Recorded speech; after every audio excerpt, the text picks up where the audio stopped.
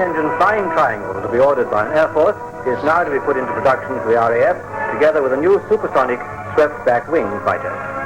Following this news, Cyril Peckham, chief photographer for the Hawker Siddeley Group, and his colleague Russell Adams will be taking aerial pictures of the machines next week. Before taking to air, they've come to Broadcasting House to be on the air in time tonight. How do you become a flying photographer, Mr. Peckham?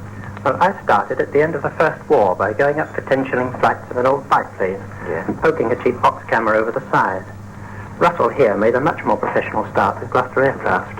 I first flew when I was a boy, but I didn't become a flying photographer until 4 years ago, when I started photographing jets for research purposes. I should explain that our work isn't only concerned with taking exciting pictures for the press. By filming and photographing test aircraft in flight, we do help the designers.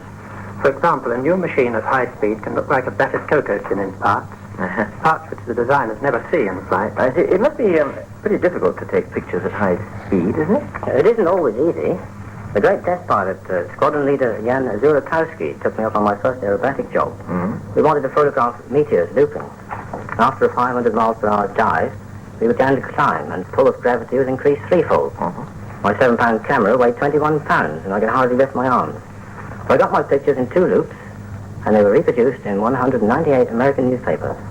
Incidentally, Cyril took first prize in the first international competition for aircraft photography over there. Do you ever fly yourself, Mr. Peckham? Yes, I got my A license in 1935 or 6.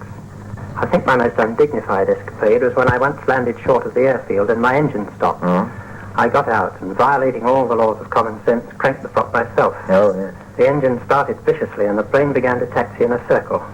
I dodged under the wings and chased it frantically before I managed to scramble back into the cockpit. You went there with a camera, wasn't it? Yes. It should have been on the BBC job I did in 1936. What was that? The idea was direction finding by BBC transmitters, and we took off at night in low clouds and mist. Henry Hall's music guided us to the Brooklyn Spark transmitter, where we exchanged signals with the BBC man.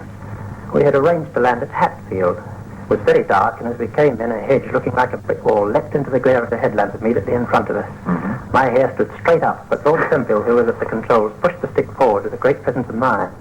We hit the ground violently and bounced just over the hedge, and all was well. Well, I hope you don't have any experiences like that next week. No.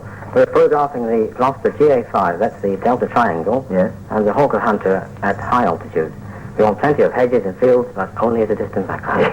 Good night. Good night, Cyril Peckham and Russell Adams, and good luck to you. Thank you.